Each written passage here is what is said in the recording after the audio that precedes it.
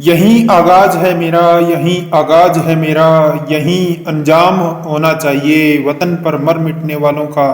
यही अरमान होना चाहिए, चाहे आप पढ़ते हो गीता या पढ़ते हो कुरान, लेकिन हमारे सीने में सदा हिंदुस्तान होना चाहिए, हमारे सीने में सदा हिंदुस्तान होना चाहिए। सर्वप्रथम संविधान के निर्माताओं को और माँ भारती के चरणों में सत सत प्रणाम करता हूँ, कोटि कोटि प्रणाम करता हूँ उन अमर शहीदों को जिन्होंने माँ भारती की आन बान और शान के लिए अपने प्राणों का भी बलिदान कर दिया। विद्यालय के प्रांगण में उपस्थित समस्त माननीय अध्यक्ष महोदय, प्रधानाचार्य, सभी गुरुजनों और गांव के आए हुए ग्रामवासियों का और नन्हे मुन्ने बच्चों का बार बार अभिनंदन करता हूं। जैसा कि हम सबको पता है कि 26 जनवरी 1950 ईस्वी को भारतीय संविधान लागू हुआ। यदि आज संप्रभु और स्वतंत्र है तो इनके पीछे हमारे देशभक्तों की शहादत, उनका त्याग, समर्पण और उनकी कुर्बानी है। आज हमारे लिए उन शहीदों और संविधान निर्माता के प्रति कृतज्ञता भावांजलि देने का दिन है। भारत के संविधान में सबको समान शिक्षा, भेदभाव रहित समान अवसर प्रदान किए गए हैं। सबका साथ सबका विकास के समरसतापूर्ण अवसर प्रदान किए गए हैं। हमारा संविधान विश्व का सबसे बड़ा लिखित संविधान है, जिसे बनाने में 2 वर्ष 11 माह और 18 दिन का समय लगा था।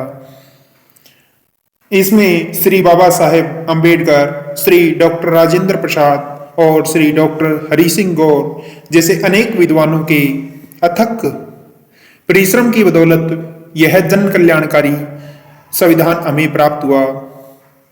इसका हमको हरदम सम्मान करना चाहिए। यह देखा जाता है कि लोग अपने मौलिक अधिकारों की तो वकालत करते हैं, परंतु जब कर्तव्य पालन की बारी आती है तो उन्हें सांप सूंघ जाता है। ऐसी मानसिकता देश के लिए घातक है। आपसे एक बात और कहना चाहता हूं कि गणतंत्र दिवस के समय राष्ट्रीय गान में 2 मिनट सावधान खड़ा रहने मात्र से हमारी राष्ट्रभक्ति पूरी नहीं होगी। यदि हम अपने राष्ट्र से प्यार करते हैं तो हर वक्त सावधान रहना होगा, 2400 घंटे सावधान रहना होगा।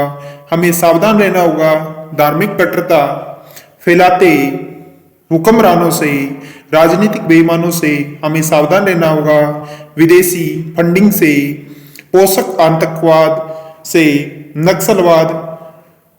नस्लवाद से हमें सावधान रहना होगा। धर्मांतरण कराती मशीनरियों से, हिंसा फैलाते अफवाहों से, नफरत की निगाहों से, मजहबी गुनाहों से हमें सतर्क और सावधान रहना होगा। जातिवाद फैलाते मक्कारों से, जिस थाली में खाते हैं उसी थाली में छेद करते गद्दारों से। तब कहीं जाकर हमारा गणतंत्र मनाना सफल होगा।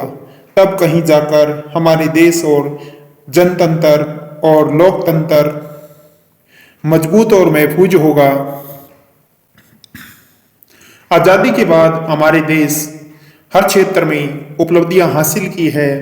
इसका एक तरोताजा उदाहरण है सफल चंद्रयान मिशन। हमारी विदेशी निर्भरता घटी है। आज हमारे पास स्वदेशी फाइटर जेट है, स्वदेशी मिसाइलें हैं, स्वदेशी युद्ध टैंक है। हम खाद्यान्न के क्षेत्र में और टेक्नोलॉजी के क्षेत्र में आत्मनिर्भर है।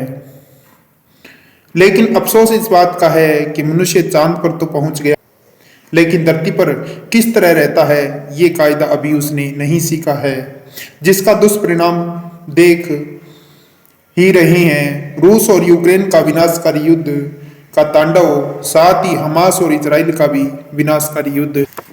मैं ये तो दावा नहीं करता कि हमारा देश विश्व का सबसे श्रेष्ठ देश है, किंतु यह विश्वास जरूर रखता हूँ यदि भारत का हर नागरिक पूरी ईमानदारी व पूरी निष्ठा से कर्तव्यों की साधना में जुटा रहे तो हमारे देश को विश्व महाशक्ति बनने में देर नहीं लगेगी।